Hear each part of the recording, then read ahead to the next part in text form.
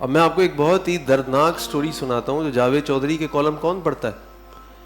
جاوید چودھری نے کچھ عرصے پہلے ایک آرٹیکل لکھا, یہ سٹوری اس میں مینشن کی, اور یہ سمپل سٹوری کا جو وجہ ہے نا, ریزن, وہ communication gap due to the low اور minus deposits of emotional bank account. وہ کہنے لگا کہ جی ایک میاں بیوی سامنے گھر میں بیٹھے ہوئے جو ہے, بچے صبح اسکول چلے گئے, ہسبینڈ نے اس دن آفس سے چھٹی کر لی, میاں بیوی ٹی وی پہ کوئی پروگرام دیکھ رہے تھے. اتنی دیر میں بیوی کے موبائل پہ, موبائل رکھے ہوئے سامنے ٹیبل پہ, بیوی کے موبائل پہ رنگ ہوئی. اس میں لکھا آیا نام بشرا.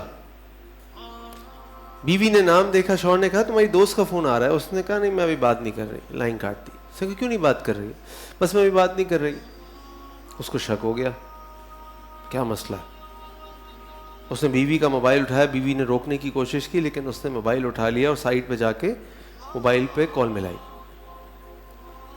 جب اس نے بشرا کا نمبر ملایا تو وہاں سے آواز آئی, زہ نصیب آج ہماری قسمت کھل گئی, کسی مرد کی. اور اس کے شوہر جو تھا اس کا چہرے کا رنگ غصہ. اس نے کہا تم کون ہو؟ وہ ہنسنے لگا. وہ بار بار پوچھنے لگا تم کون ہو؟ وہ ہنسنے لگا. اور پھر اس نے کہا اپنی بیوی سے پوچھ لو. اس کا شوہر غصے میں بیوی کی طرف بڑھا. بیوی نے دیکھا وہ غصے میں طرف آ رہا ہے, مجھے مارے گا. وہ مارنے کے لیے وہ آگے بڑھا. وہ وہاں سے بھاگی.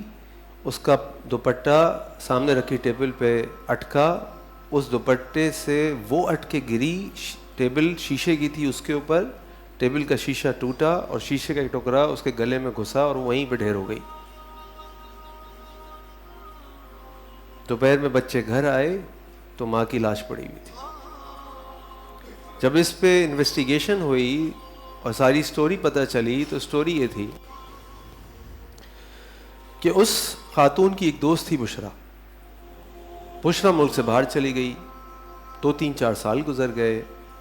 کمپنیز 1-2 سال تک ویٹ کرتی ہیں اور اس کے بعد وہ نمبر کسی اور کو دے دیتی ہیں. 3-4 سال کے بعد ایک سہیلی نے بتایا کہ یار بشرا واپس آ گئی ہے. اس نے بشرا کو ایک دن فون کیا.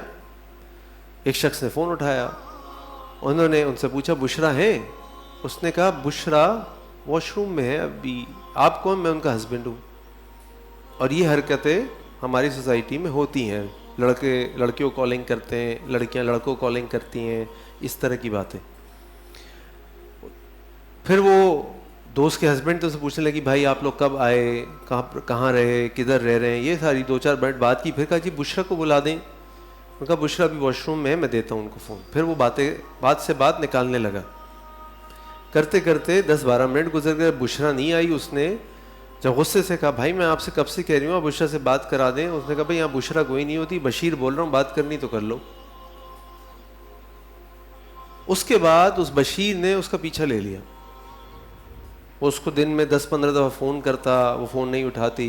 1-2 دفعہ فون اٹھا کے بولتی اللہ کے واسطے میں شادی شدہ عورت ہوں, میرا پیچھا چھوڑ دو, مجھے آپ سے بات نہیں کرنی, میں ایک شادی شدہ بچوں والی عورت ہوں, میرا آپ سے کوئی تعلق نہیں, مجھے بات نہیں کرنی. لیکن وہ مستقل لگا ہوا ہے. ایک دن شوہر گھر پہ تھا, اس کے سامنے یہ فون آ گیا. تو آپ دیکھیے اسٹوری کے پیچھے کیا ہے.